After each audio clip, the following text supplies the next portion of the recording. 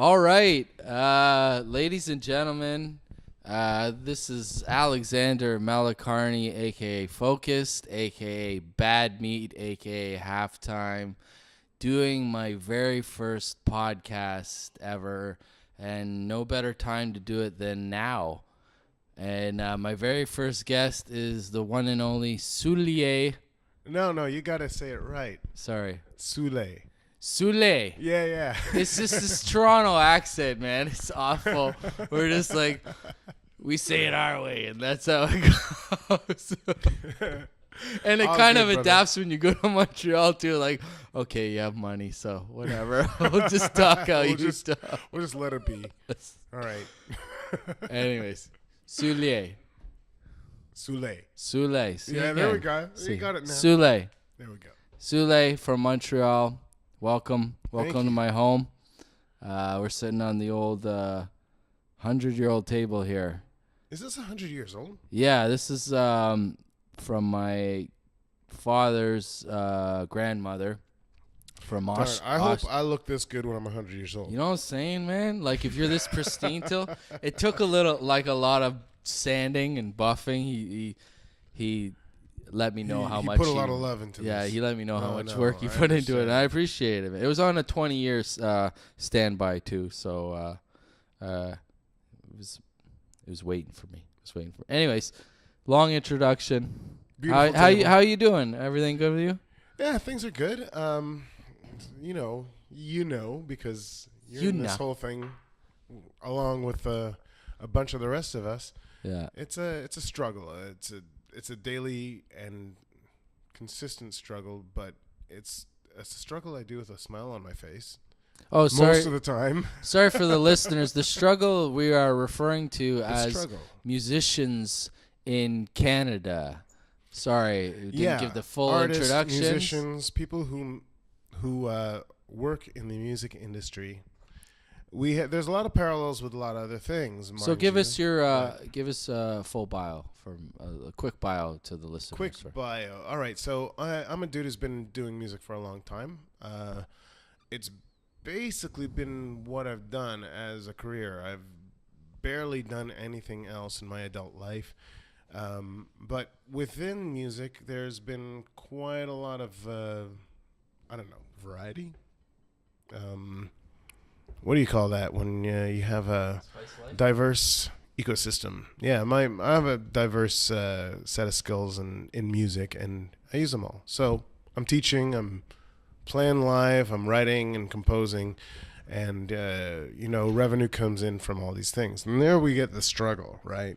When I talk about revenue, because you gotta actually make a living at this, or else you gotta pack up and do this as a hobby and find something else that you do for a living, which is meaning, you're not going to be able to put the time that it takes to actually make this a profession. You're always going to just be doing this for fun. And there's some value in that, by the way. There's some value in just doing stuff for fun, right? Yeah, absolutely. You get, I think you get a core, like, achievement, you know what I mean? And that's why it we goes started along. doing this, is because we had fun doing it. Yeah. There's no one who goes into this because, they think it's a great business move. No, fuck. It's because you had a heck of a lot of fun. Something you got out of it was essential, and the rest is kind of a mystery to me. I don't know if you know, but I go and get the impression that this is a calling. After a while, it's not like you chose it. It's like it chose you, kind of thing. I agree completely, and it's almost kind of like you have a mindset to start off with, and then as you're going through it, there's all of a sudden it takes this other turn, and then you're just kind of being guided by it in a way, and it's all fueled by one thing. You just want to share your music. That's it, really, and then hopefully make a career out of it at the end. And you get so far deep into it, and you're like, hey, maybe I can make a career out of this. And you look at all examples around you, and you look at examples of how people did it, and it's just like, this is exactly how I feel. It's feasible. So let's get to work. These are not people who are afraid of hard work. These are people who are fully aware that there's a lot of barriers, a lot of obstacles to to overcome. But so let's get into it. Yeah, let's get into the obstacles. And just that's what we're going to get into. The main subject of this podcast is we're going to get into the real obstacles of musicians in Canada from two OG perspectives, from different genres of music. I come from the rap hip hop realm, and you yourself, you come from the everything realm. Well, You've touched on a diverse, whole lot. like I said, but it's I guess right now I was just telling you I'm back doing some gospel. Well, give us a backtrack for us for a bit. Give us a bit. All right. So when did you really say I'm gonna do music? And part B, when did you start getting paid for music and saying this is what I'm gonna do? I was 21 when I really finally made that decision to go headlong into music, and I had a couple other options. I was into like outdoor sports, and there were opportunities, work opportunities, and career opportunities in that realm. I was also into kind of like with the outdoor sports came a kind of like a search and rescue element. So I could have gone into that kind of a field of a more like search and rescue, emergency response or firefighters, these kind of things. So there were a couple career options, and I just went full on to me. I was like, if I work hard at music, this is going to work. Everything you can choose to do, anything you choose to do is going to be hard work. And I was certain that if I put hard work into what I want to do or what I have to do or whatever it is, it's the hard work that pays off. And if it's something you want to do and you love, it's not going to feel like such hard work. I was dead wrong, by the way, but no shit, eh? It's like, is this? But that's what I thought. Is this what love feels like? Love is a motherfucking. This is a fucking shit, man. This is. Why am I doing this? What will I think of next? Like, love is kicking the fuck out of me, man. But at the time, that's what I figured. It was a logical, assumption. If you do what you love, it will not feel like work. Yeah. Yeah. Try that. Try it. It works on paper. It does not work in real life. You try lugging all the gear by yourself. Through the snowstorm. Gig, yeah. Sitting around. Then when you plug it in, it doesn't fucking work. Wait for other fucking bands to finish, and then getting your $20. Yeah, it's fucking awesome. So let's just talk about some of the real struggles that are going on right now with. I've noticed a lot of venues closing in Toronto quickly. Is it the same in Montreal? Yeah, we went through a spate of losing a lot of venues in Montreal as well, and. There seems to be a glimmer of hope. There's a couple new live venues that opened in Montreal, and they're too new to really be able to say, okay, we have some kind of a scene that's reemerging and, asserting itself. It's way too early to say anything like that. But that's what we used to have, and that's what we lost with a lot of venues and, like classic clubs like the Jello Bar. And I know a lot of classic spots and venues here in Toronto have closed down too. Yeah, places that were open for decades. Yeah, quite a few. Like an institution. So when you lose these institutions, a scene and a whole vibe goes with it. I think the scene left before the institution is really. There's a lot of factors. You have Napster was it the beginning. And yes, and then how I think honestly how the music industry reacted to Napster, and it almost was like it was a really stupid reaction. It was a real impulsive. We're gonna lose all our money and all of our tricks of how we. Yeah. And it became generational. It became us against them. Like, stick it to the man. Yeah, exactly. The artist got caught in the crossfire, and we weren't really regarded as like no one thought. But I understood the public's need to say, stick it to the man. They've been fucking us for years, and they were. Yeah. To be quite honest. The thing is, they've been screwing the artists at the same time for years. Absolutely. Even probably worse.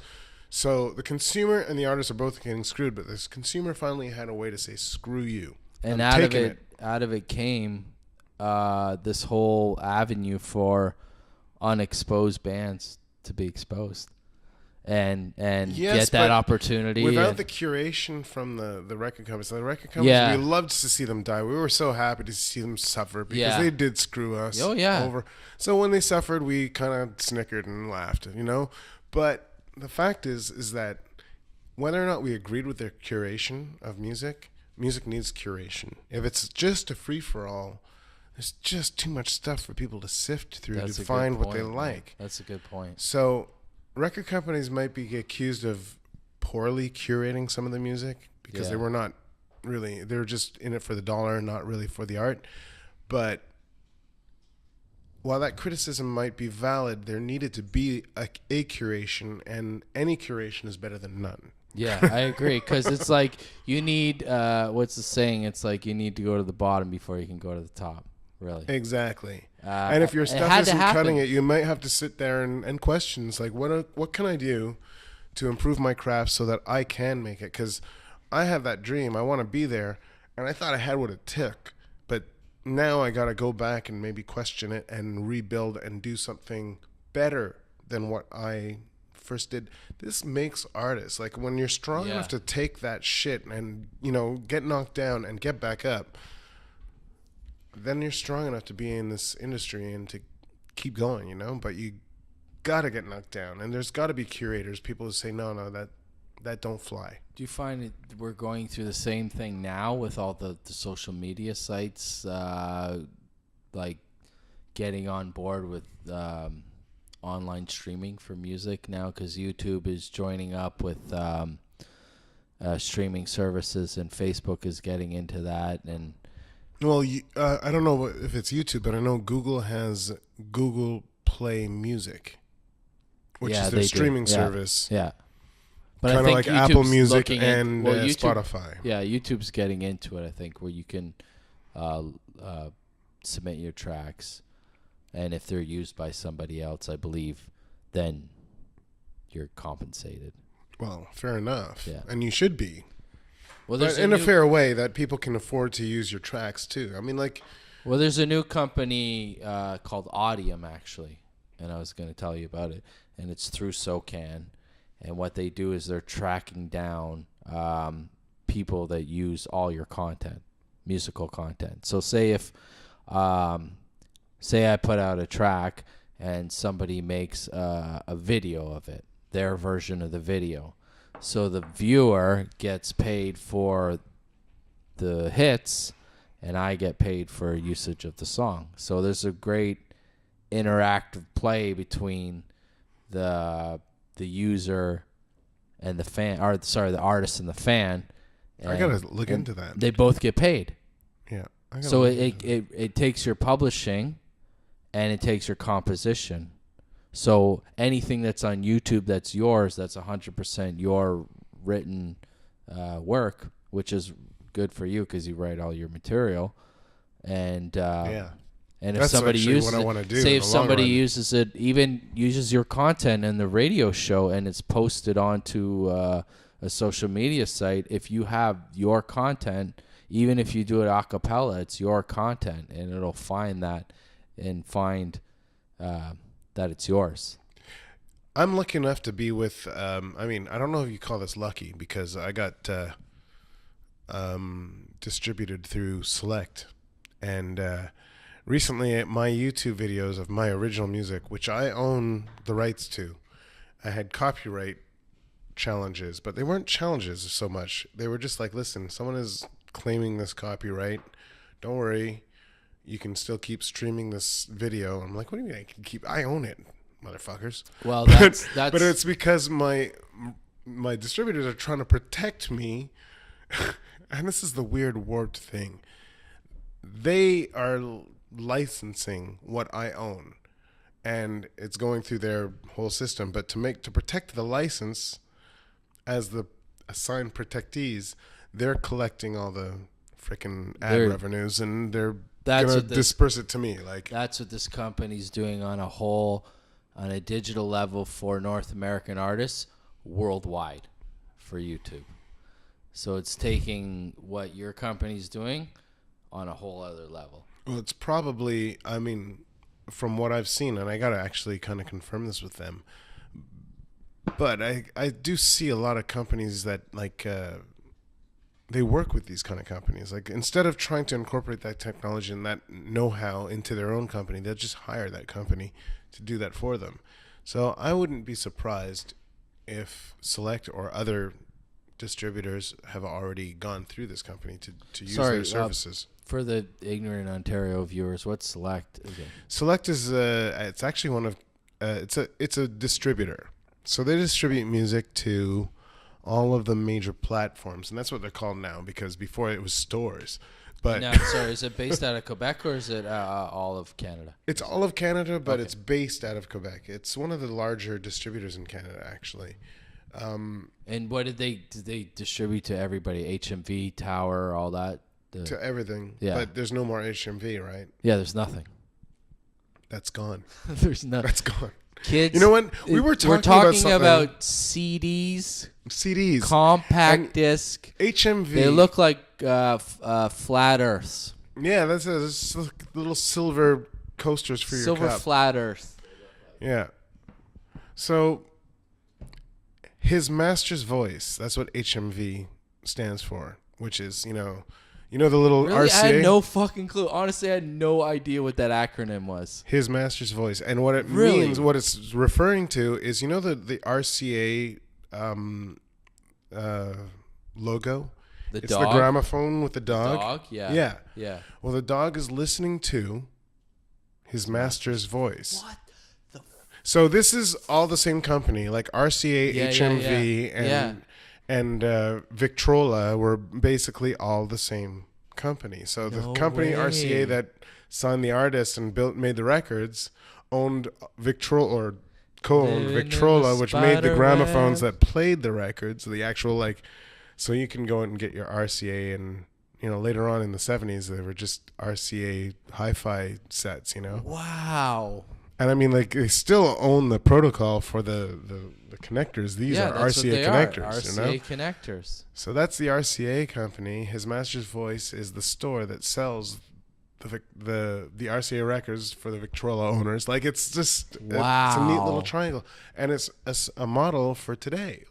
If you look at who owns everything, they're making everything. They're making the machines we play the movies on, that we.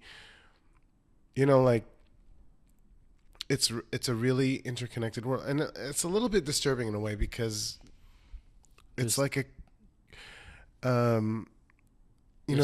There's not a choice. There's no choices, and diversity is healthy, right? Yeah, a diverse ecology is a healthy ecology. A diverse economy is a healthy economy.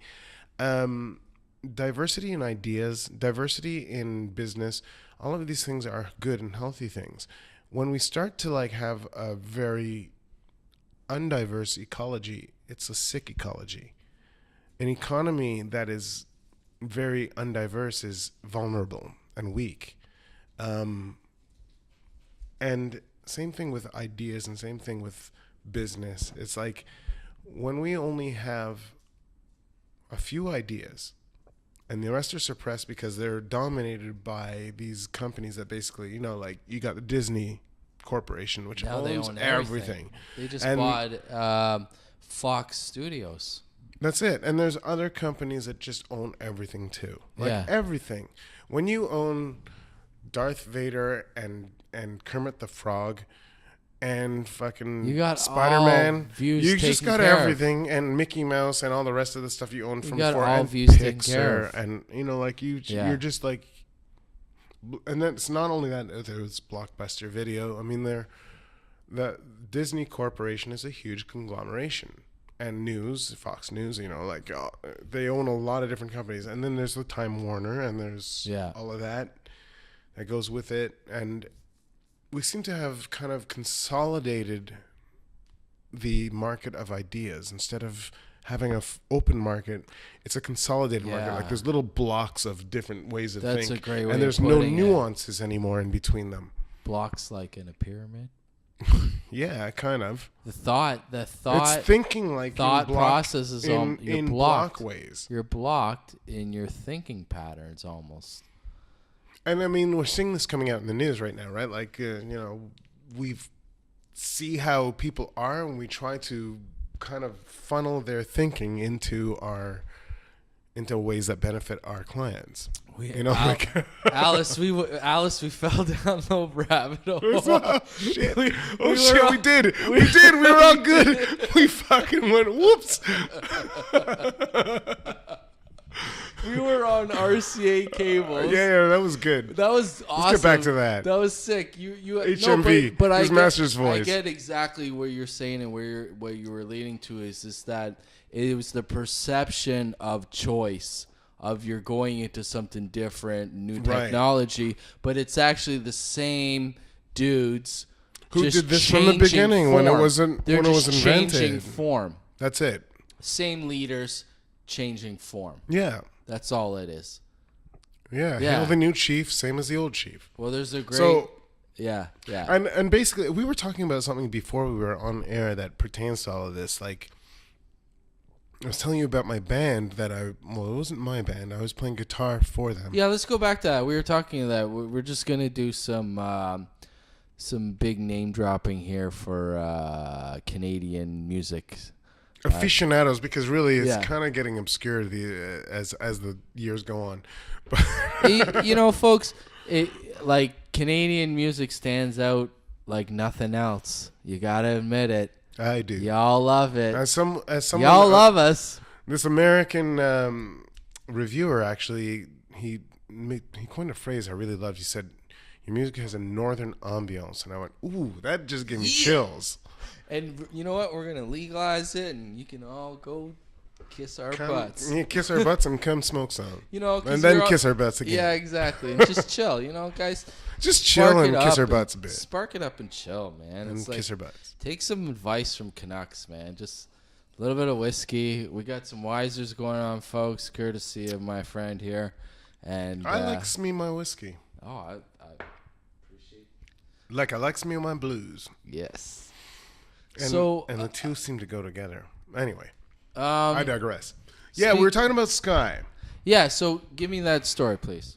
So, yeah, I used to, back in the day, the first band I was, like, really hard to play for that was signed to a major label was a band called Sky. And they'd already done an album and had recorded the second album by the time I joined.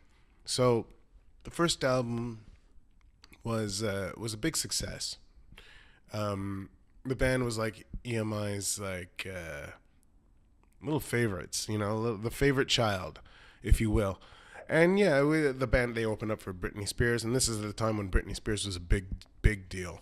So isn't she? Opened up for Britney Spears across Canada and I think some places in the U.S. and had a huge hit. Had a bunch of hits. Give us just a quick for the viewers. Give us the chorus if you're. Oh yeah, okay. Well, then she decides that the dogs, they belong inside. It's a never-ending trial you're rigging. I can decide for you, hey. It's kind of like a love song. Anybody older than 30 knows that. Yeah, in Canada, it was a good song. Yeah, it was big, man. Anyway, so I got hired to be the guitarist on the second tour. The first tour went very well, like I said, opening up for Britney Spears, and they recorded the second album. Now, they went from being a duo of two guys to being a guy and a girl. One of the guys quit the band, so he was replaced by a female singer named Anastasia, a woman who I have enormous respect for. Really great performer, artist, singer, and person. But I think that the band's move to go from two guys to a guy-girl thing confused some of their fans, and they didn't really relate to the band being... Like, I heard fans saying things like, "Oh, there used to be another band called Sky." And it's like, no, it's the same band. Like, so... There was some weirdnesses on this tour. Did it sound different? Like, did it give it a It was the different- same type of feeling Yeah. thing, but it went from being like a more of a it turned into something more Eurythmics like. But which with is still that cool. comment right away, that changes the dynamics right away. Right. With somebody saying Changes that the out loud, dynamics. yeah. But here's the thing: because of the success of the first album, EMI sent us out on tour with, they didn't hold anything back. You're we saying were about a gig here with Aerosmith? Yeah. I mean, they flew us out here. We got put up in a nice hotel, and we, they got us down into the lobby at a certain hour. Here you are. Here's your driver. There are fans there outside going, ah. We're like, what the hell? You have to understand, I drove my 1980 beat up Civic to the airport and left it there because EMI is paying for its parking. I don't give a fuck. It can just stay there. Yeah. But Keep the fucking car. no, I loved that car. I loved that car. But at the same time, it was a almost 20-year-old car at the point. Yeah. And I was keeping it running by doing my own mechanics. I was not living the high life, the rock star. You don't World valet people. that car too often. No, not at all. They had a fucking manual choke, like everything was manual.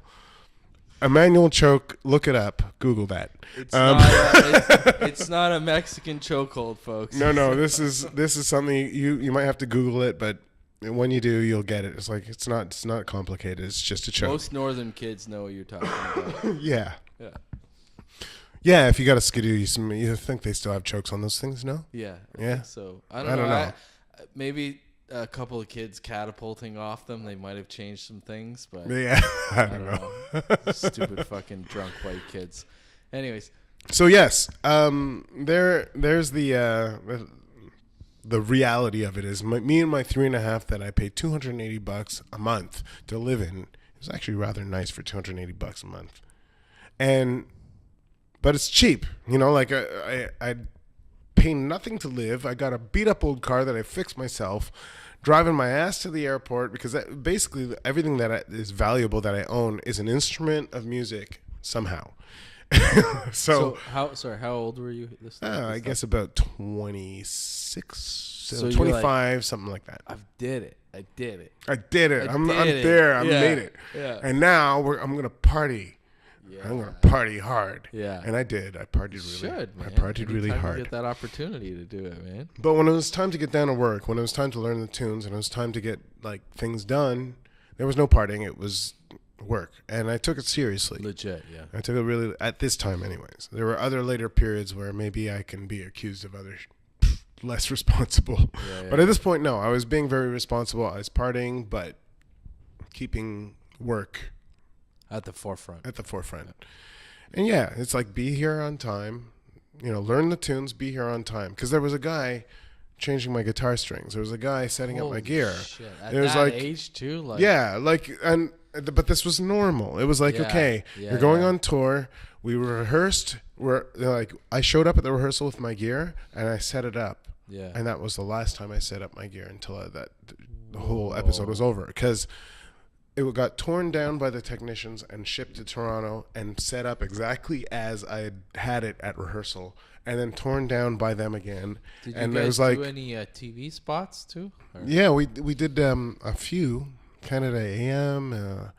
We did one at CTV where there was Aerosmith also on the same bill. That's okay. That's what you're talking about. Yeah. Yeah, and man, this was exactly around the time of Napster. Crazy. We saw the first album did really well, right? And this album started off like this, and we're flying around, and we're getting like this kind of rock star treatment. And I got fans screaming, and they don't know me. They're screaming for the two front Singers. People, but we're part of the band, and we're still kind of cool to them. So we're getting some of their spot love. Yeah. Their fan splatter, Yeah. Sloppy seconds. Exactly. We're not gonna beat around the bush here, folks. Or beat around the bush. Well, it's a little beat around the bush. A lot. Actually, sloppy seconds is a lot of beat around. Yeah, it's exactly. We're fan splatter. Fan splatter. Take a breath. Spark that up. All right. And but this turned into very quickly going from flying around to taking the train to taking the bus to being completely fired. Like now the two Whoa. headliners are just going and they're playing to track and they're doing because there were no sales. Oh, wow. Because that was one of those. We confused their audience, like I said before. And then also there's the Napster thing, which really did kill sales of albums. That was the biggest, I think that was the biggest backlash of Napster, and that was the whole purpose, basically, was the pop genre. Yeah. To attack the pop genre, and basically it So did. anyone who did like our album fucking just dismantled Napstered it, just took it. Yeah, dismantled it. And a lot of people who would have liked it were confused in the so there was like it's never one thing, like you said before. It's usually a few things that cause the thing. But the thing tanked. Yeah. And they made a third attempt. Like how fast was pretty it? Quickly. Like so you got to like taste. We're flying around and I'm being like everything's paid for, and then it's like, okay, we got your train tickets here, and then it's like Peace. You guys get on the bus, and the bus is not a bus. Like it's not a tour bus. It's a freaking like maxi van with seats. So we're in a basically a big van. Yeah. With, a short bus. Taken care of. Yeah. Get in the short bus. Folks.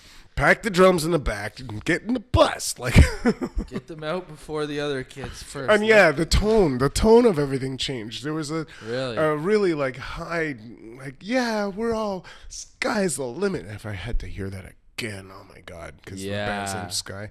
So you saw all that really early, at an early age. You were exposed to that at an early age. I was told you're gonna have a year of your life. We're gonna go on tour. We're gonna see the States. You're gonna be like 2 years later. 2 months later. So you saw that hype. Which is all hype, pretty much. Most of the music industry, 90% of it, showbiz. Is fucking showbiz. It's hype. Yeah. I got a little funny insert for you here. A friend of mine, good friend of mine, his grandfather lost like $80,000, and his answer to is, "That's showbiz." And I've never heard a greater rebuttal to that, and that could apply to anything in fucking showbiz. life. Like, hey, you just lost your wife and all your savings and everything. That's showbiz. Well, that's showbiz. Like, I'm gonna fucking apply that term. What are you gonna do? To everything. To that's fucking showbiz. everything.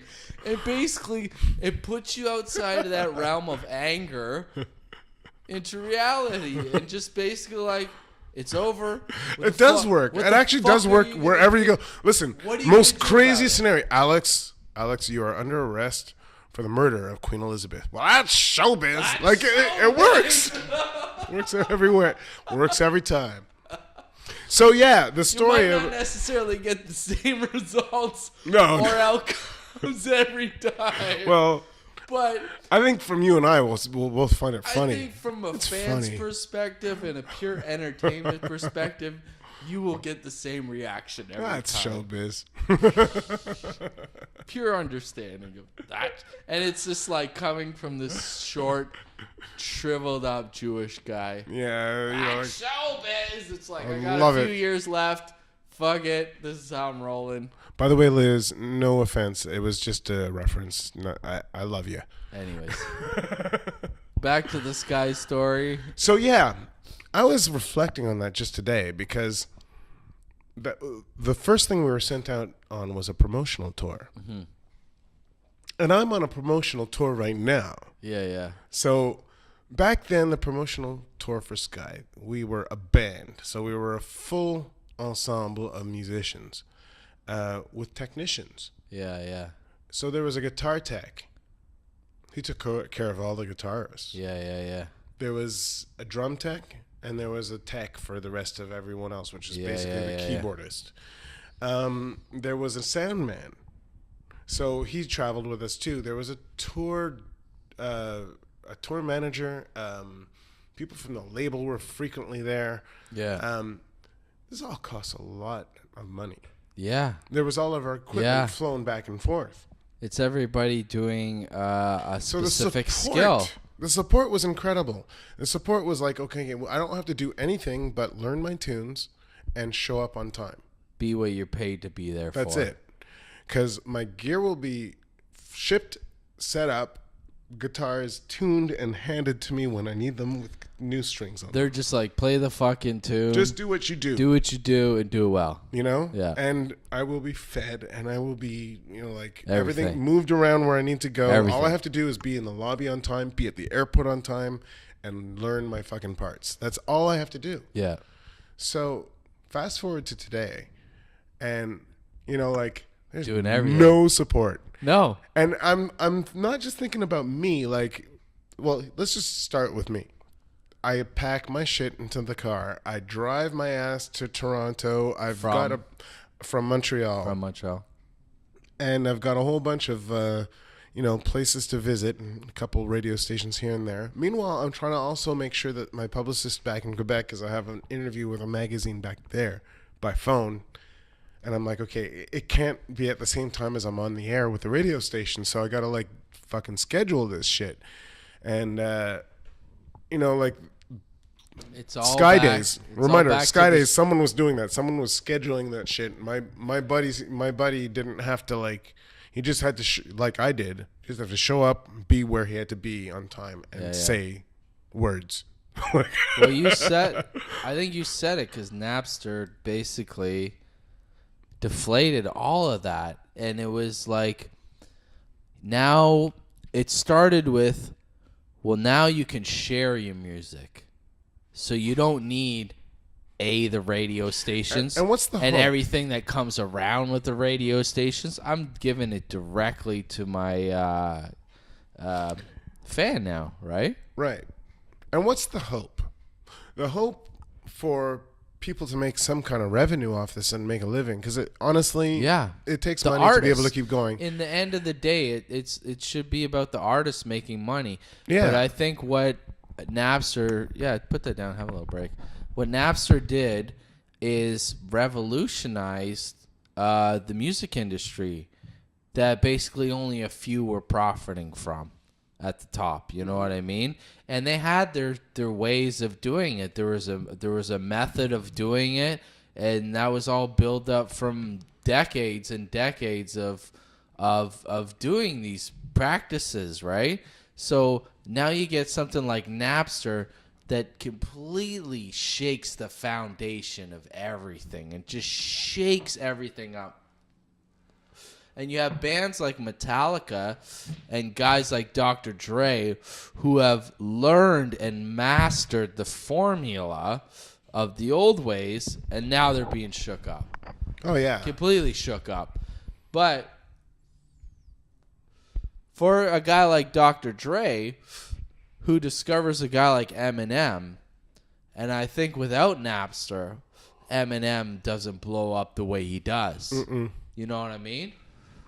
I mean, there's a lot of You know what there's I'm a lot saying? of causational stuff that happens because with his that. stuff was so controversial, and the way that Napster was shared was initially from college students. A couple college students created this program, and that's where the platform Eminem initially wouldn't was. have a platform. I mean, like, he even Without sings it in the Napster. songs, like, Without you won't Napster, see I don't me think- on MTV, you Yeah, know, like, his- because they would not play him. So Exactly. they had to find him through these alternative Well, the methods and numbers were so alternative big. platforms. The numbers were so monumental with Napster that MTV, like mega. And what is that MTV Mega anymore? outlets, Do we like- need to explain this to people now? Because MTV Sorry, doesn't folks. exist anymore as it used to be. Was music television. Music television. I'm almost folks. being like sarcastic, but it's so not changing. Reality shows. Not reality shows. They used to play music. But actual music videos. You know the ones that you see on Vimeo now, kids? Those were on an actual TV station called Much Music for Canada and MTV for. So here's the funny thing. I want my MTV. yeah.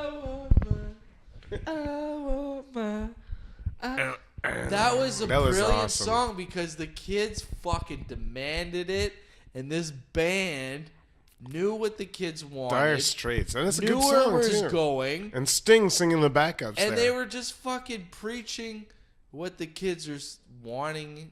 Yeah, and they're being a bit of a social critic because they were actually kind of spoofing the whole rock and roll. Like, I should have learned to play the guitar. Yeah. I should have learned to play them drums. Look at that mama. Yeah, she got it sticking for the camera, man. Yeah, just totally Can I dissing have that. some? Yeah.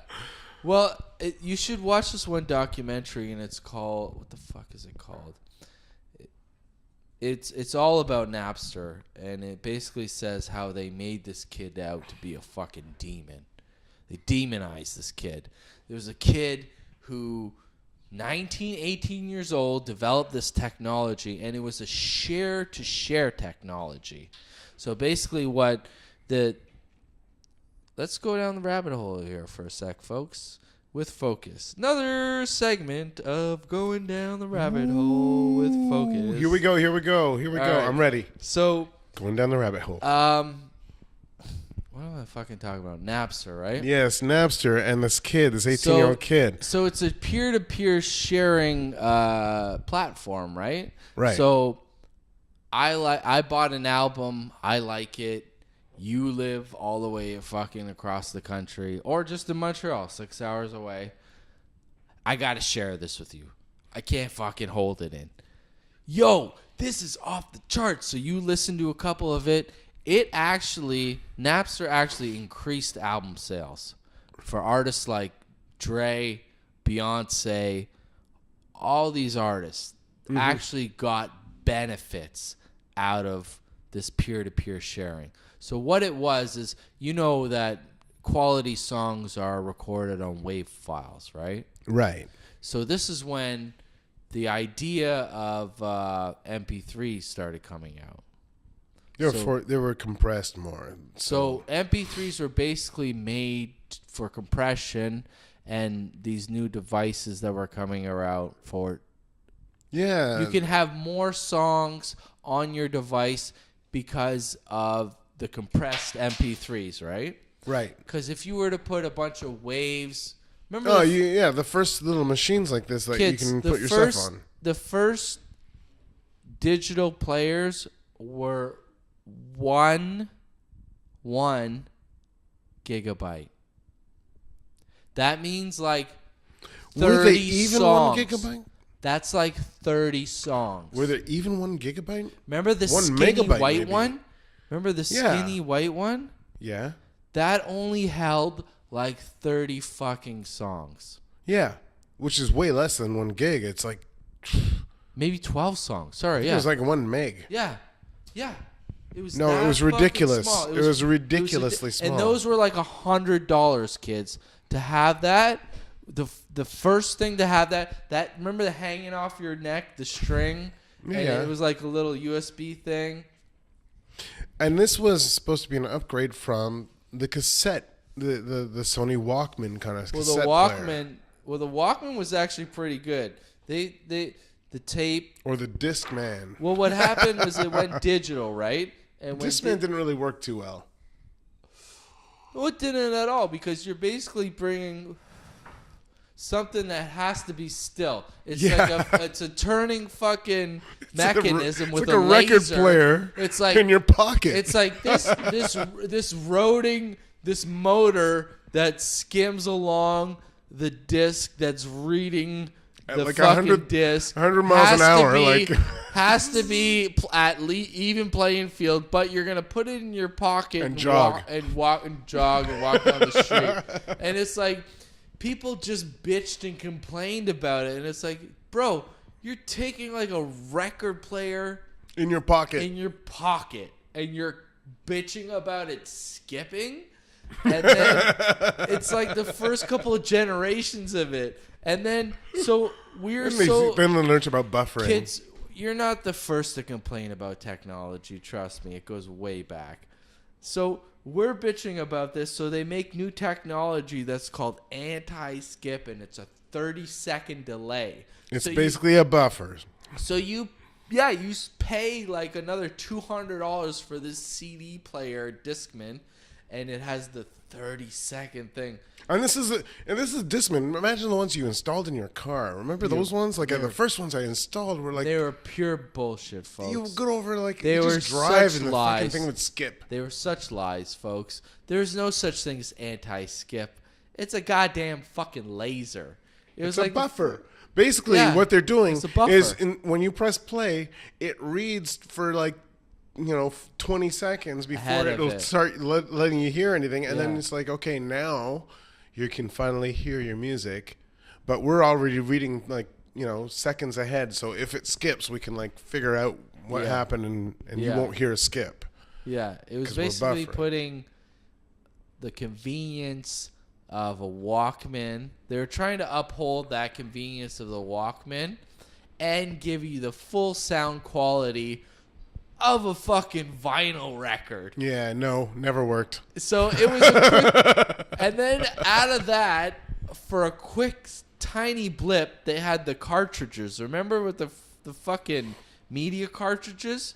Yeah. It was like the disc. That was like the 8-track version of the digital world. Yeah, it was the first fucking. They first came out with these like little square things, and you had a player. It was much smaller than so it was the first time they converted from a disc to digital, or to a digital cart to a.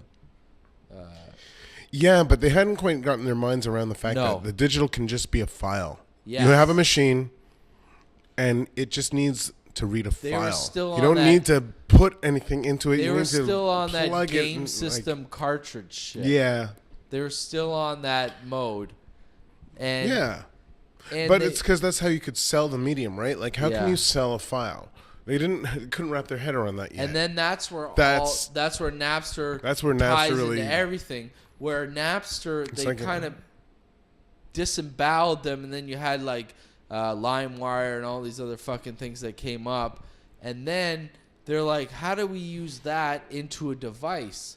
That was the lingering period. It's like, when are we going to get a device that comes along that can provide us with a digital well, basically, song? what this and then the iPhone came out, basically. Yeah, and the first it was the iPod. Remember? You're right. iPod was Before and the there was iPod a phone. There was an iPod.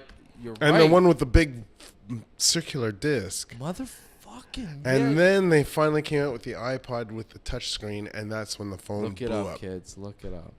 Yeah, the iPod was because Apple was a kind of dying company, and us right, Apple heads were like, that's the skinny white one we're talking about. That's the very first iPod. Exactly. And the Apple heads before the iPod were like a dying breed, buying our freaking Apple IIs and Macintoshes and all these things. Yeah, giving them to schools and fucking shit. And Learn to then type, when they came out with the iMac, with the bubble back iMac, us Apple heads got kind of happy, and people started to look at Mac again a little bit more interestingly. But it still didn't. Yeah, more art people had exactly. All my art friends had that one. Exactly, and they went on for a few years like that, and it was like kind of cool. But then when they came out with the iPod, Apple all of a sudden went mainstream. Blew the fuck up. Yeah, with the one with the big white disc, that was the first one, and it came. It revolutionized that whole thing because it could play MP3s, and that's all it could do. Was play MP3s, but you made your playlists. But that revolutionized the phone. Yeah. Right after that revolutionized because they had the phone. Apple didn't develop this, but there was something called the Palm Pilot as well. Yeah. The Palm Pilot was a predecessor to the. I saw that there was like a prototype of it in the 80s. Yeah, more like the 90s. Like 90s, because they did have a Palm Pilot in the 80s, but it was really, really basic. Didn't do much. And the one in the 90s actually was pretty cool, but it pales in comparison to what these do now. That kind of goes back to the touch technology. Yeah. So the iPod. All they had to do was kind of like get it into a portable interface. That's it. Yeah. And they had the cell phone, which was really basic at that time. Yeah. They had the Palm Pilot, which kind of was a predecessor to the touchscreen thing, and they had the iPod, which was really like, okay, I can access my tunes and play this instead of having a Walkman, I got MP3s on here, and I can have hundreds of them. Which was the end and thousands of them of eventually. the music business. And then once that device came out, that game fucked it over. all. It was the you end. had that little white... and Microsoft, the other companies that were dominating at the time, all of a sudden found themselves left in the dust by this iPod. And they were building like the kind of copycat iPods, you know, and the real one was the Apple one. So, and this is the same thing. It became the iPhone. You know, that's and the iPad and you know, Apple's really on top with, you know, their laptops are popular. Everything is popular with Apple now, but back in the days, it was just a bunch of artists who like swore by their apples. Yeah. I'll pay more for this because it's great. You're so right. It was more. That was more of like, Apple was more like, I'm against the grain. You know. That was always their motto. I'm a rebel, and this is new technology, and I'm going against the whole industry like this. And it first seemed like that when that first skinny white MP3 player came out, and it was so fucking mind blowing. I remember actually my buddy and I have a sketch, and I think it's on YouTube, about the MP3 player, the first MP3 player, and it's like a dude who's walking around the problems with a Discman, and it's like a voiceover. Are you having trouble carrying all your discs around? Skipping all the time? And it's just like, now you can have all your songs right in the palm of your hands. And at the end of the shoot, we saw these two guys. Did you show someone insanely happy that they finally I have one and I'm insanely happy. I'm gonna play you the clip. It's on YouTube, actually. Yeah, I'd like to see that. I'm going to play you the clip after. Yeah. But we found these two guys near the end of the shoot, and it's like, these fit the profile of some rugged individuals. So I'm going to ask them, you guys mind roughing us up at the end of this shot and destroying the MP3 player and stomping the Discman and stomping all over it? So that was our last shot. And then there was a billboard on the side of King and Spadina, now where the liquor store is. And it was the first full-fledged ad in Toronto for these Mac MP3 players. And my buddy had it around his neck. So that was our last shot. And he was just like, I think I remember those ads. They kept that theme for a very long time. The outline, the silhouette. Remember? Yeah, like and it's like a white silhouette, right? And then they did that on their commercials where everybody's dancing. And they had the all, and they really hit the mark with musicians because they kept that theme for a long time. They got every musician into it, where I think that changed the whole dynamics of what we're seeing now. You know what? I think you could do a university course on Apple advertising. That could just be a topic for a good semester. You know, like that alone, just how Apple has used advertising throughout its history and right up until today. To change the whole. Their advertising is second to none. Basically change the whole fucking music industry. Yeah. Basically. Absolutely. They basically introduced legal Napster with the introduction of iTunes, a way to share MP3s online, but that actually is a store that people can pay for music. That proceeded. That's what I was trying to get to. I lost track of that a while ago. The MP3 thing. At first, with Napster, it was a share-to-share thing. So I uploaded an album, and on the albums are the genuine tracks or the WAV files. And this is audio geek talk. So WAV files are the true files of what you record. Well, they're truer. That's the best quality that you can get. And then the truest is still analog. Yeah. Full. But digital world. In digital world, WAV files are less compressed, and you're hearing more of the sound. The actual sonic components are more there. Yeah. So with MP3s, it's about compression and about space.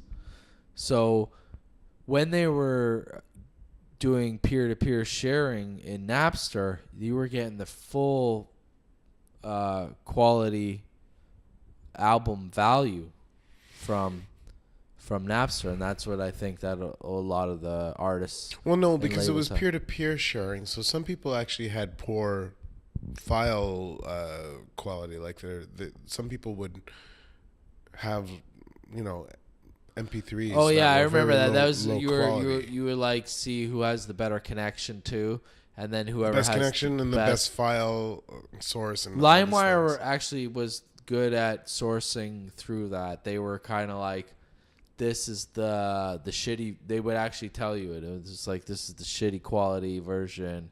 This is the better quality version. Yeah, but there's so many songs I tried to download from LimeWire. Yes, I did try to download from LimeWire. They went down so fast. I did and succeeded many times. But anyways, sue me now. So to come around. No, there's an instrument called Sosumi. I'll tell you the story later. Sosumi. And it pertains to this too because it's actually an Apple. Tell us. No, just okay. Go ahead. Yeah. A long time ago, Apple was sued by Apple Records, Apple Studios, the Beatles outfit, because, they basically had the same name. Oh yeah. And the judges, basically the court case went on for a while. I'm not going to go too deep into it. The outcome, they could not do the same business. So Apple Records could not do anything that had to do with computers. And Apple Computing could not do anything that had to do with music. So that kind of sucked for Apple Computing because Apple Studios wasn't going to do much into computers. But it's pretty likely that Apple Computing was going to go into music. Is that why Apple gave the deal to the fucking Paul McCartney and them? Bloody likely. But no, seriously though, they were prohibited from doing music. That's why the Apple sign-in thing. You remember when you turn on your Apple, it just goes, boom. Yeah. And you never got anything else. Yeah. Windows, you get, like you get all these little like musical things. Yeah. A little production, like a whole Family Guy introduction or whatever. Here's your computer. Yeah. So Apple was prohibited from doing that because they can't do anything musical.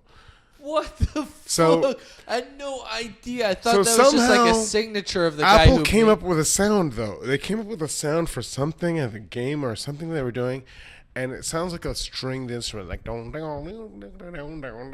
Yeah. Except it's not it's really an invented sound by Apple.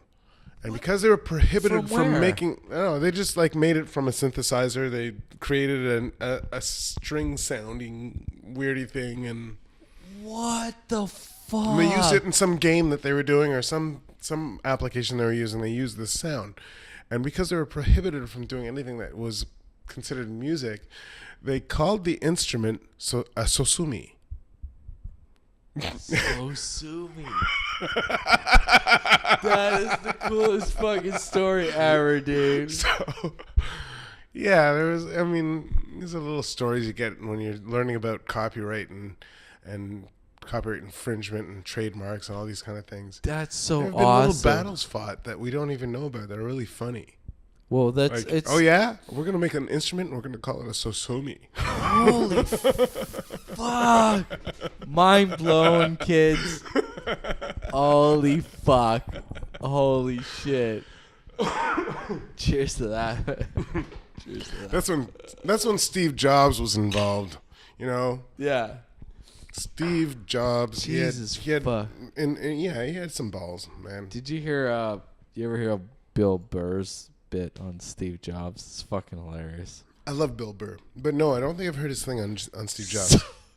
I don't want to give it. You should listen to it, but he basically is like, this guy comes out all like he did all the work and fucking nonchalant, and he's like, I have all these great ideas, and all he did was go down the hallways and shout at people, and he's like, get it fucking done. He's like, comes out with no fucking belt, like fucking did all the fucking work, just like nothing, no problem.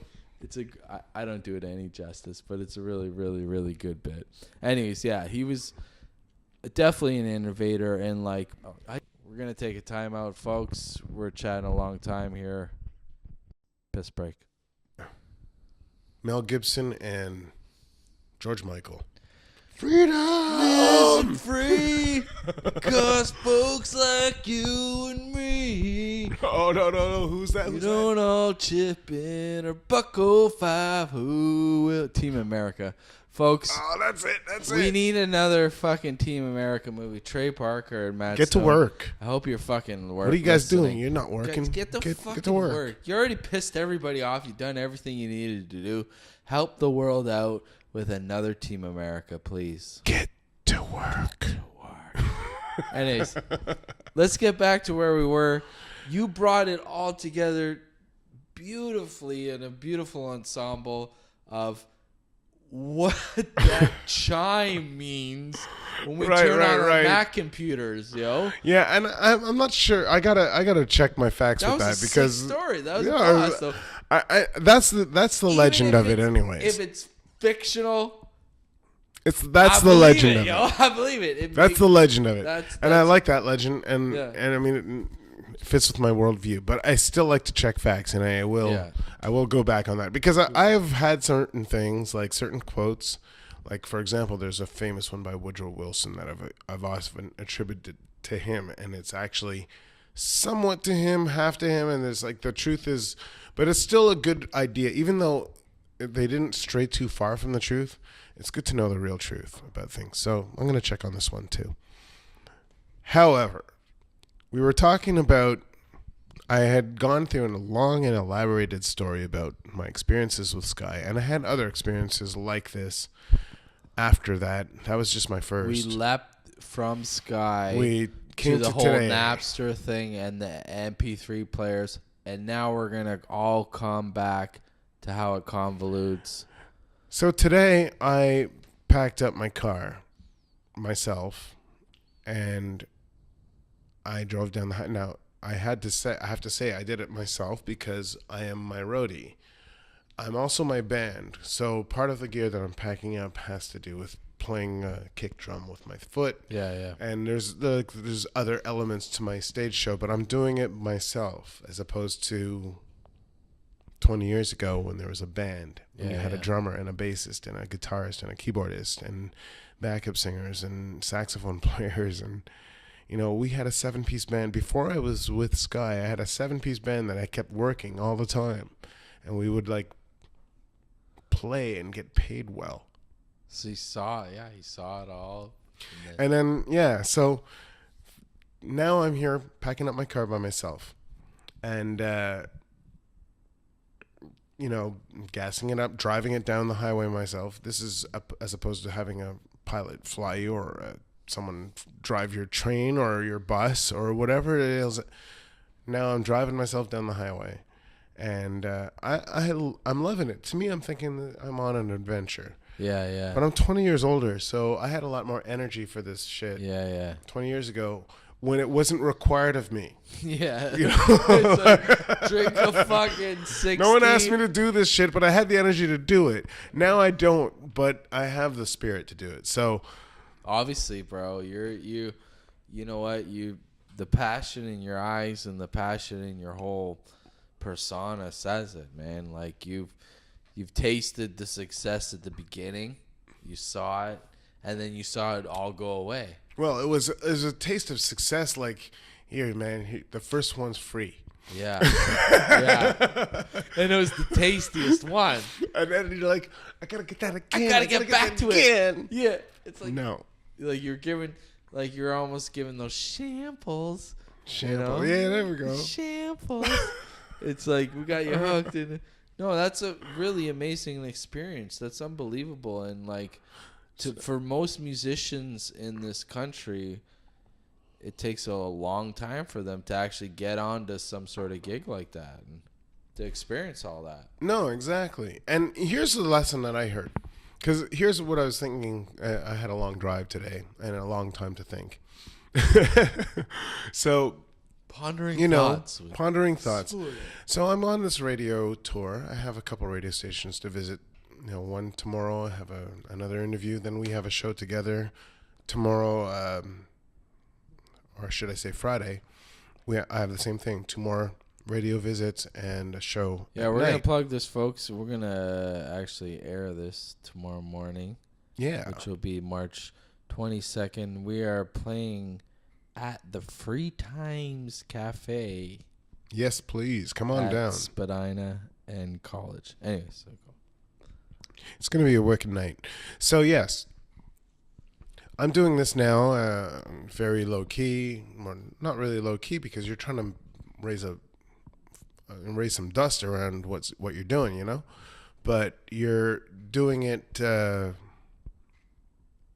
very, very frugally.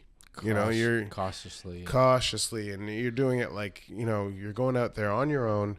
And I start to think of Ani DeFranco. Ani DeFranco from Buffalo. Yeah, refresh our viewers with that. So yes, this is a folk singer who basically kind of made her own tapes and recorded them on 4 tracks and fields and stuff like that, and kind of got a cult following in the college community, in the lesbian community, and so on. And her tapes kind of circulated, and she started to gain a fan following and tapes, cassettes. A fanny following. Yes. Freudian. That's the Freudian in me. Sorry, folks. So, yes, she's touring by herself. She's going out there with her car and her WD-40, and she's making it cross country, back and forth and back again, forth and back. And she's prolifically touring. And she makes these cassettes that she sells, and she's going across the country. And finally, she starts to make enough to have a duo with her and hire a bassist. And then she gets eventually it builds to where she's touring in her tour bus, and she's got her own record company, and she's the highest paid musician by her record company in the world because she's hustling. And she's hustled, and she's built it, and she's not played by radio. She's not supported by mainstream radio at all, but she's still a well-known. Prince did songs with her. Maceo Parker did songs with her. She's basically got the drive in her. Yeah. And this is Ani. She's from across the lake here in Buffalo. Yeah. And hard folks in Buffalo. Yeah, and she's great. This is an artist I have just ton of respect for. She's got her political views. She's out there. I don't necessarily agree with 100% of her political views, but I absolutely respect them. And she's an awesome chick. That's a lesson for everybody. You don't have to agree with it. No, and we're not meant to. We're not meant to always agree. We're meant to love each other. That's it. But we're also meant to listen. Yeah, well, and that's a part of loving each other. Because when you listen, you're showing a certain type of love that it's human. It's between 2 human beings. There's nothing better than an ear for listening. I think any type of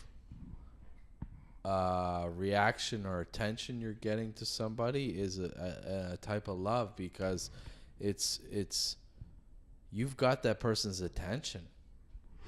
Yeah, and we show it to each other in these various ways. It's nuanced, peculiar ways, exactly, and how we're kind of interacting with each other. And I think it's kind of like it all plays into all this technology now, and this available of technology, and seeing all these different behaviors of all different types of people on your fingertip. That's it. And you're reacting to it because you're not. But it's a blessing and a curse, because exactly, yeah. There's always a good side and a bad side to everything, and understanding what those are can be the key to our salvation. Can be exactly what we can avoid the worst outcomes by at least understanding the parameters of what we're dealing with. That's a great psychological overview view nuance of what we were talking about the whole thing. So let's bring this to a close and basically wrap up with all the technology we've kind of talked about, and it's also kind of like changed the way we see and purchase music and see music and all that stuff. And give us a summary here. Well, for certain, when you kind of assess it as a commodity, music has been devalued. But what is music? Music is just a part of the storytelling of humanity, and there's various other ways that we're telling stories.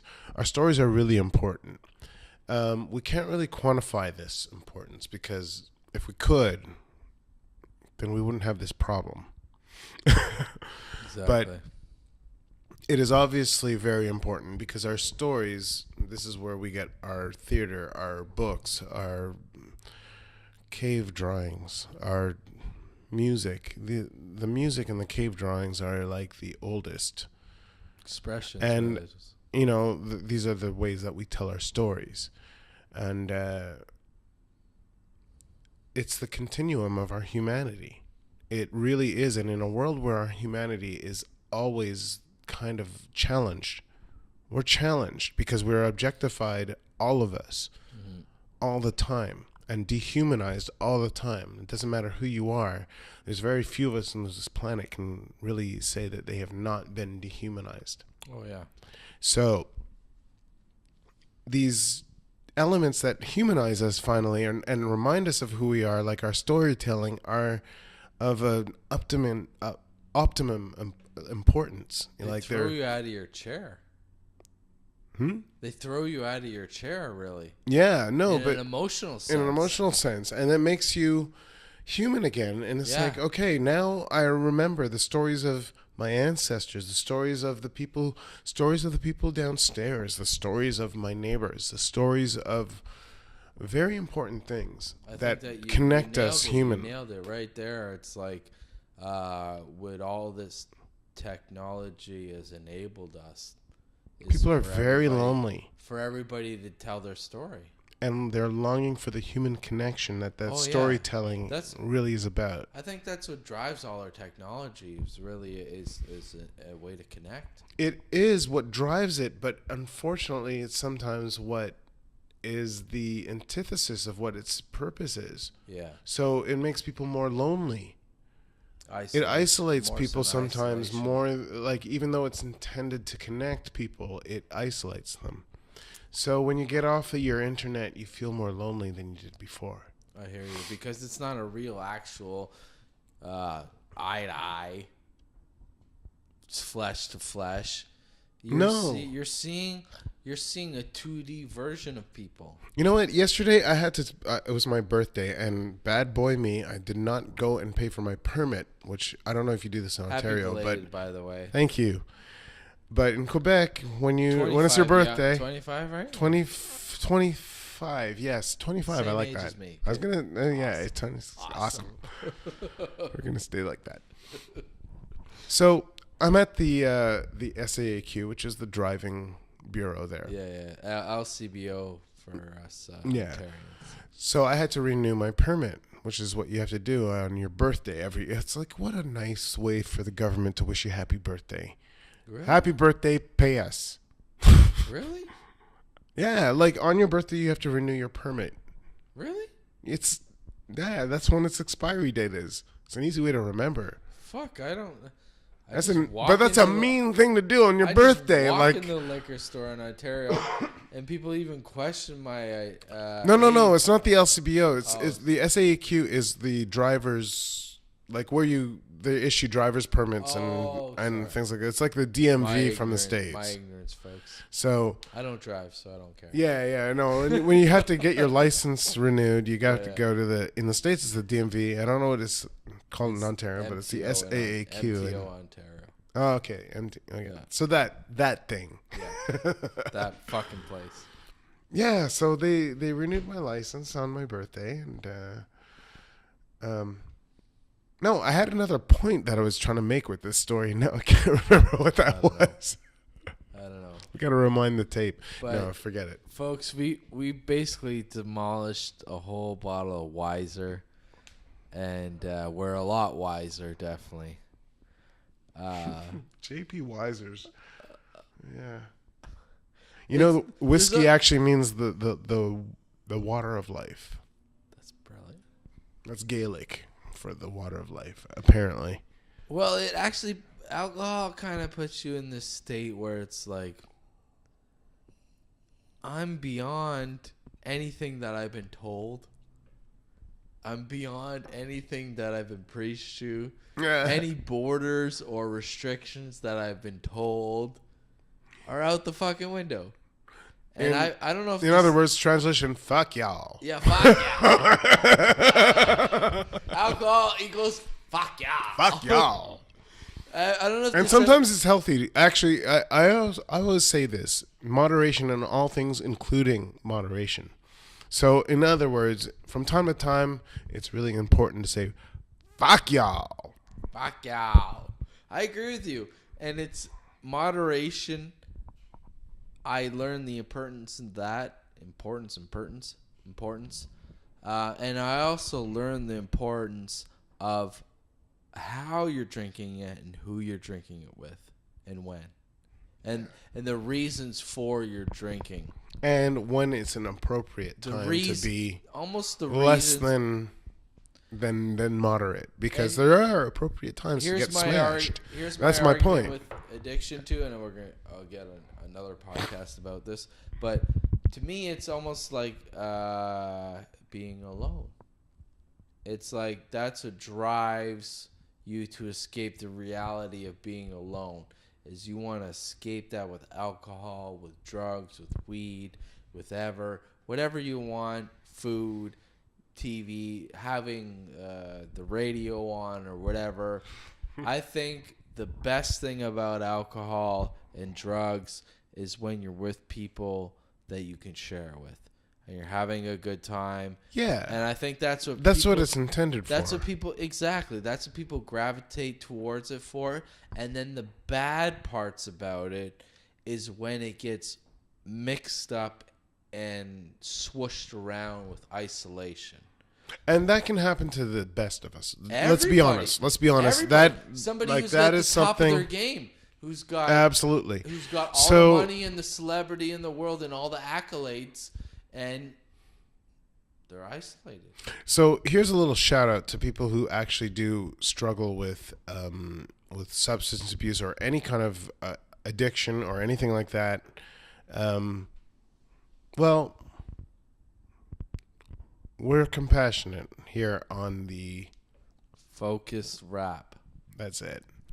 Shall we wrap this up now? Yeah. All right. You know what? I love talking. I could talk for hours. You know that. By now, you should. I'm so grateful for you. So grateful for your conversations. Thanks, Alex. And I appreciate it. And this is a long thing coming for me, and it's been brewing up in me like a volcano, and it's something that I know I had to do. And thanks for your stories. This is a great #1 show to start it off. Oh, it's my pleasure. Honestly, I'm so happy to be here. Thanks for opening up your home to me. This man has me sleeping at his place when I'm staying in Toronto, and believe you me, I fully appreciate how much this helps me. It helps my bottom line. It helps me in ways that you can't understand because, you know, you're kind of it's a cool person to meet.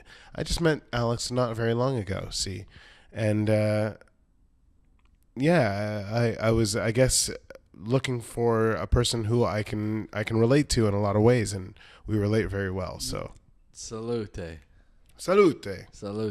Let's wrap it up with you tell the story about when I first actually met you in person. It's actually kind of funny. This was funny. You know what I'm talking about, right? Yeah, I do. You know exactly what I'm talking about. So you reiterate it here. So I'm talking to Alex by text and by email and all these things. We've and never met in person. We've never met in person. And I said, listen, we'll meet at my show over in, at Cafe May. And so at Cafe May, I'm talking to this dude, and we're talking about all kinds of stuff, and I don't know. We had a pretty good night. We had a pretty good time. And we talked about a lot of different topics that we both found interesting, but I never got your name, or I did get your name actually, but I completely had too many of these wisers or whatever. We really are preaching moderation here. Yes. Anyways, that's not the point. That's not the point. This story, it might be. Yes. So,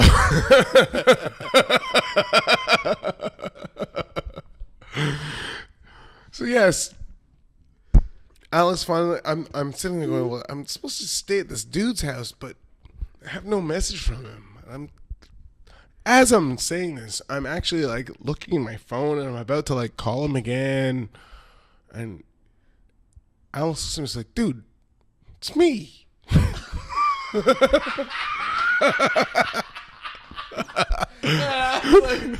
Dude, this guy's tired, man. You guys, this is a fucking. I mean, yeah. In my defense, I had driven a long time. I'd gotten up early after a gig the night before, and the night before that, I had a gig too. I was seriously sleep deprived. I got a 5-year-old kid. Shit's going down. Shit's going down in my life.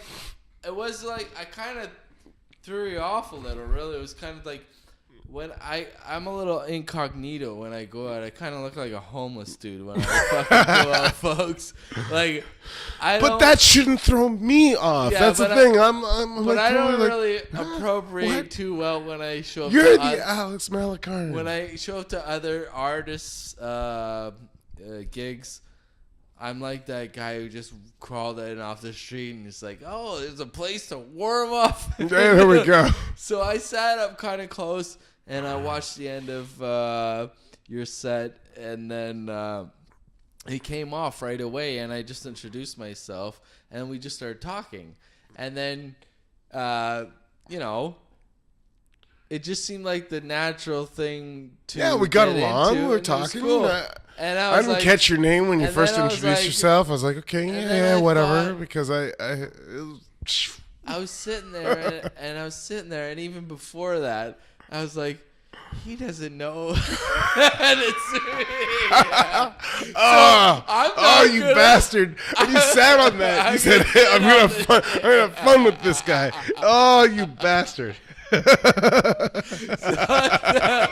then he's like, no, but then when you said it, and I was like, okay, I'm just going to ride this motherfucker.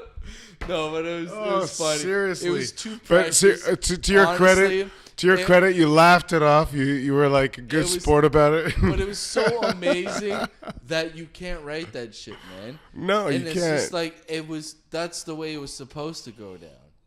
That was the fucking way it was supposed to go down. No, but you were super cool about it. You could have been like typical these days, everyone's offended. You could have been like, I'm offended. But you weren't. You laughed it off. You made it fucking. Would you know who I am? Right? But it was hilarious, honestly, and you laughed. But that's honestly, what happened. Like if I were to react in an offensive way, how would you know who I look like?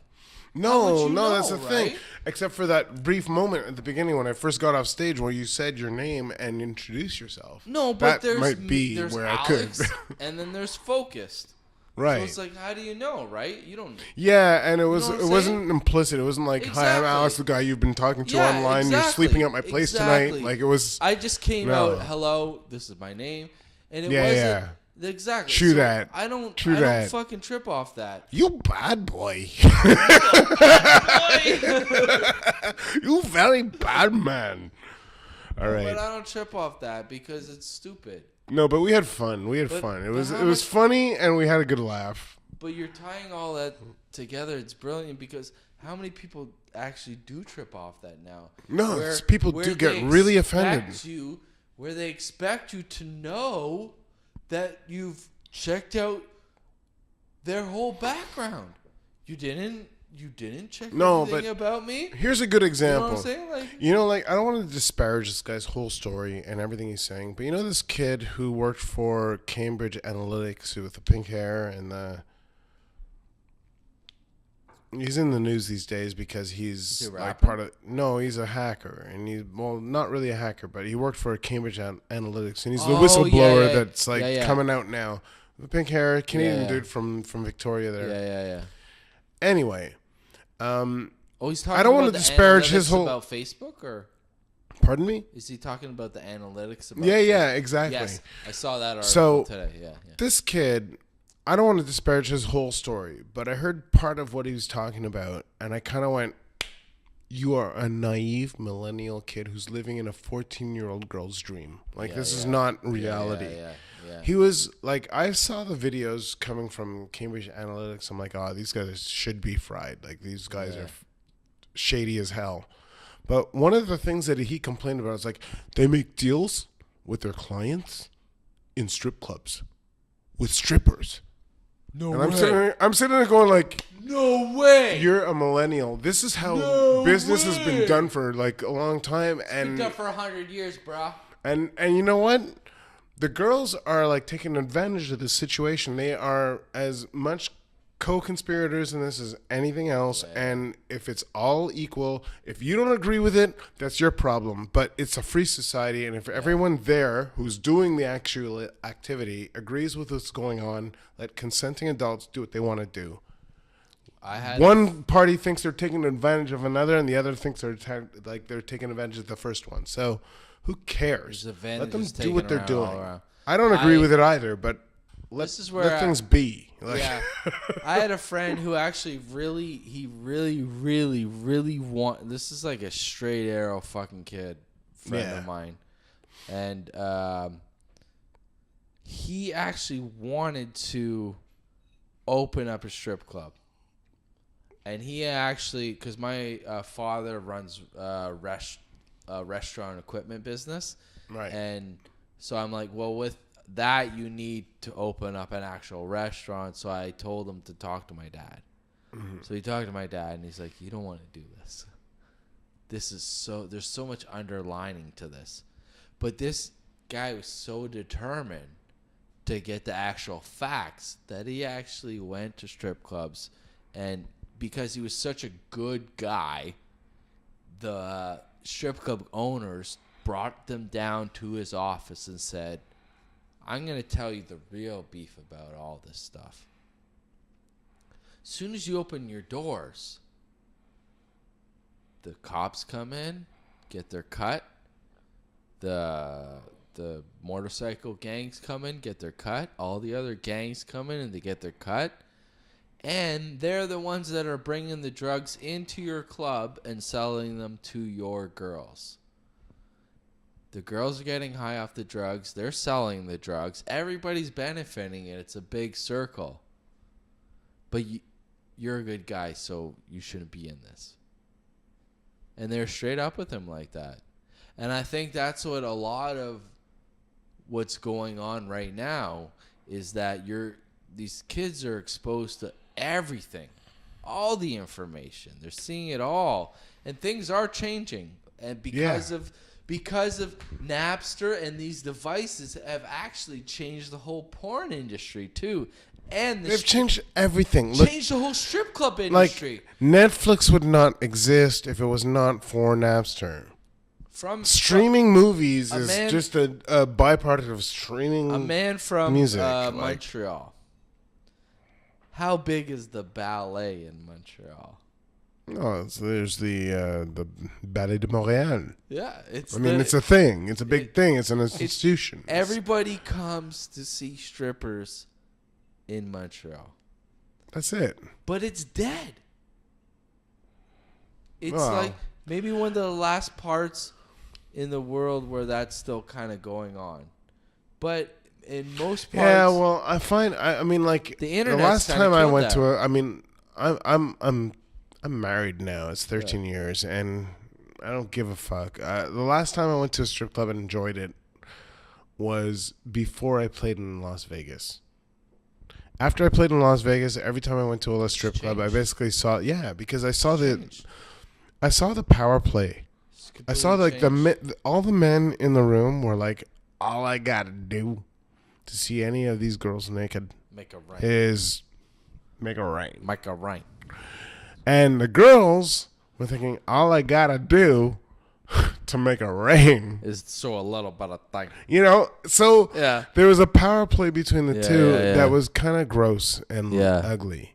And I was like, okay, both of you probably have an equal feeling of power over the other. I think because one of them has money over you and the other one has sex over you, and the fact is that both those two things are kind of essential and It comes down to the average Joe spending dollars in the end. And it comes down to value. Like, you know, we value sex high and we value money high, and the fact is it's just I kind of saw it as a fair exchange, but in a very cynical and ugly way. So let's wrap around to the iPhone again. And that changed the whole porn industry. Yeah, it did. So now you got instead of magazines in your hand. Yeah.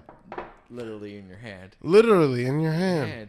Because, you know, you had to break into your dad's magazine stock. You're the age. I was just gonna get into that. You're the same age as me. You had to break into the best thing you had was a Sears fucking catalog. The brassiere, the brassieres, and Granny you had brassiere. To picture that bitch being 20. Yeah, I know. Or you had some girl who was like 20, but she's still wearing granny brassieres. It's like, bitch, I would never see any of those chicks ever wearing that shit.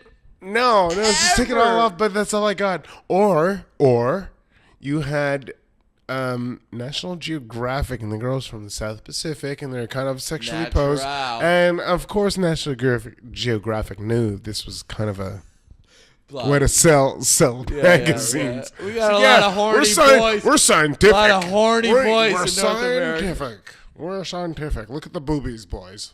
We're scientific. Well, do you remember when the first like one dude in the neighborhood got a printer? And it's coming. And he's like the first. But never mind the printer. The first internet connection was like you pressed on the picture, and it was like, okay, let's go play basketball for half an hour, and we'll come back and see if we can see half a nipple. Titty. Half a nipple, like, you know, that first nude picture of Pam Anderson. And we're not exaggerating. That's literal. Like, it was really like, and we passed it around, kids. Yeah, because passed it around. Because the wait to fucking download that shit was so long that no, we're all gonna share that one. We waited 10 hours for it to download. We're going to share it. The cost of that one fucking print. But the point is, now that's in your hand. I mean, the power of what they sent the first astronauts to the moon with, computer-wise, is like shadowed by what's in your hand. Is completely overshadowed by what's in your hand. You got the monolith right in your hands, kids. Like 2001 Space Odyssey that came down and attracted the monkeys. You got that right in your fucking hand. Yeah, and what are you doing? How? Snapchat. Hello. How the head of the time was Stanley Kubrick with 2001 Space Odyssey with a thing that looks exactly like the fucking iPhone. And monkeys jumping around. Jumping down. It's the monolith. I know it's the monolith. It looks exactly like the fucking iPhone. And then with monkeys jumping around it. At the end of the movie, monkeys. It's the dude in the white room. Remember the all lit white room? I do. And the monolith comes out of the floor, and it's the whoever's on the screen that's telling you what to do. Hell yeah. I mean, but this goes back. You mentioned Orwell. You meant Foresight. Foresights of the exactly future. foresights of the future. I was talking about Ready or Not by the Fugees there. Yep, they had a foresight. Big Not time. I mean, a foresight. Foresight. That last verse where they're talking about Guantanamo Bay and dancing around the border like they're Cassius Clay. I'm sitting there thinking there was no element to that in the first Iraq War with George Sr. That was really second Iraq War with George Jr. So they had a little bit of foresight there. I think honestly, I think Wyclef had some insight into what was going down. And I think so did Lauren. I think those two. They locked her up. They were involved. But they locked her up for some basic tax evasion. Basic wacky tax evasion that a lot of people could have got away with. Yeah. And they made an example out of her for some bullshit. But I think she knew some shit. That's what I think. I think all of them knew some shit. Well, I think they all knew some shit because they were dealing in some shit that they alluded to in their lyrics. Which are true. Which were probably true. And you know what? I think actually... I mean, this is our opinions, right? This is our opinions, folks. But these are the opinions of people who have actually looked into things a little bit. And, I'm willing to change my opinion when I have better data. Exactly. But with the data that I have to this date, this is the opinion I have. I agree. So. Yeah. And I think, from my perspective, that any time that somebody releases a point of view or perspective into probing certain ideologies or thoughts, especially when they're not popular, and they get skewed for no reason, there's some sort of questions that you kind of have to bring up, you know what I mean? It's like, why? An inquiring mind, and there's no problem in being inquiring. People. I like inquiring down the rabbit hole. Oh, the rabbit hole can be a fucking... The problem with the rabbit hole, it never stops. It never stops. So Praz, who's on that elusive group, he has a fantastic story about the song Superstar, Ghetto Superstar. Ghetto Superstar. That is what you want. Which is a sample from another. Yeah. Anyways, so he was in the studio in New York, and he had a session. And Old Dirty Bastard showed up in the studio thinking he was in L.A. for his schedule. No, dude, you're in New York. And Praz is like, yo, you're in New York. He's like, no, this is my studio time for L.A. And he's like, what you got playing in the background there? Doom, doom, doom, doom, doom, doom. He's like, can I jump on that?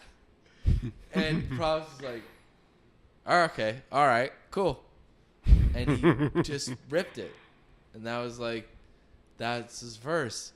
And like This is a true story? Yeah, it's a true story. It sounds like Charlie Parker being like dragged out from New York from a heroin fucking den to play on a plastic saxophone at Shea Parade. It makes sense because it's Old Dirty Bastard, right? It makes sense.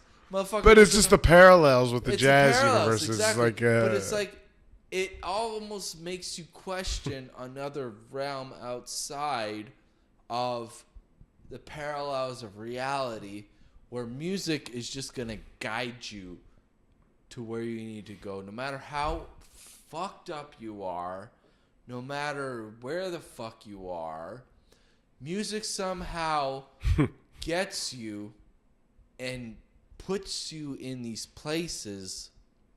And it's almost sort of like a vibrational wave. A vibrational wave that takes you. Which is a ship. Like a kind of transcendental ship. Like you can actually...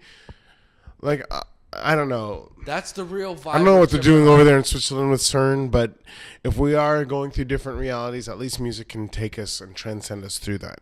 I think that's music. Because it's like a bridge. It's like a frequency that transcends all of these different, it's a way to make it through. It's that world between worlds, like in the Star Wars universe. I think it's beyond breaking the 5 sense reality entrapment we're in. Yeah. And it is an anti-enslavement, anti-mind control, connection. It is connection. Look at it how is true connected. Connection. Look at how through we music. connect, a vibe through music. And I didn't know you. You didn't know me. We just talked. We had a conversation on the phone. But It was even just about- deeper than the music is the storytelling, which is what we're doing right now too. And that's the thing. All of But it that is storytelling. vibration, it's that vibration of that vibe. Hmm. Vibration. It's the words, man. I get into theology like a motherfucker. Yeah. And go on. No, but Testify. But it's with the I words. told you I was with the gospel But choir, it's right? The words. It's the words and how the words vibrate out of your mouth, and it gives it that feeling. But what has happened in the past is we've been told that specific types of words make you feel like this. So if a word comes out like this, you have to react like this. You have to, and it has this meaning. It has this tie to this. It has this meaning. This, which Yeah, is but great. there's also a certain It's a great truth. way thing of building and changing and getting that feeling out of just words. Yeah. And how it can shape somebody and how can it negatively affect somebody or positively affect somebody. It's just like these are vibrations that are affecting us all. These are vibrations that are affecting us all. Absolutely. So You know we what? have to Actually, understand how this is affecting us all. absolutely. And you know what? The thing is about these vibrations, there's frequencies that affect us in different ways. And all of these sonic frequencies are just like any other frequencies, light frequencies and, like radio frequencies. They affect us. They affect our physiologically. They affect us Mentally.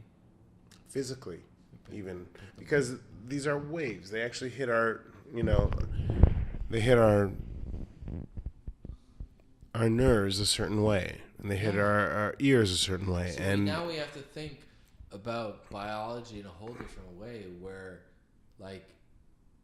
we are frequency. where these, Our matter is frequency. these So things we don't see. Or here we're gonna end it with this, folks. Matter matters. matter matters. And it's not my quote, folks. It's just a repeated quote. So sign us out here on our first podcast ever. Good night, people. I picked up my guitar now, so I hope you had a really nice listen. We had a pretty in-depth talk for a long time, too. I think you're going to have to edit some of this down, but I think so. But it was a real nice conversation. Plantation. I wish I for could... the mind sensation. a lot of little campfire.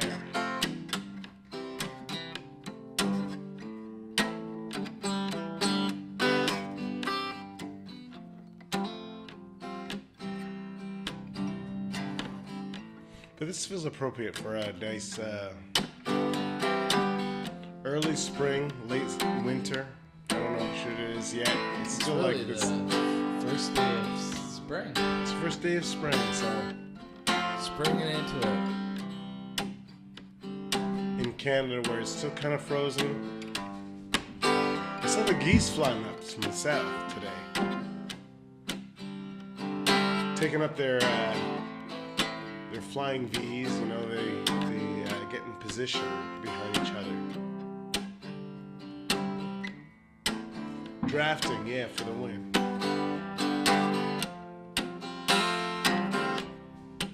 And there's some massive places where they got these like duck reserves and a lot of long grass. I can imagine they like to rest there and take a little nosh while they're heading up north.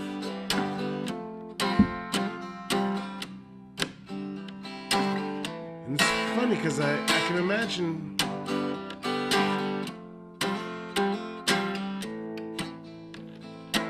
a lovely one of them on the table at Thanksgiving or Christmas, but at the same time, I love to see them flying up there.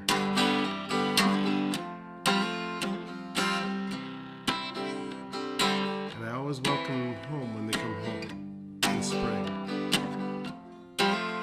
And I always bid them farewell in the fall when they go south.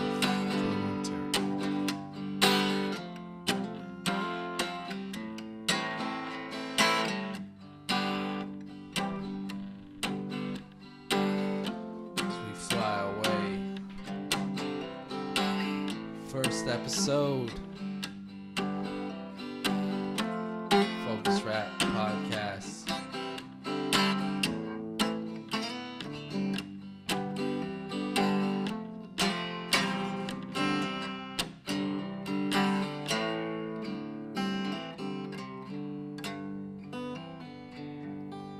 Thanks for tuning in. Good night, y'all.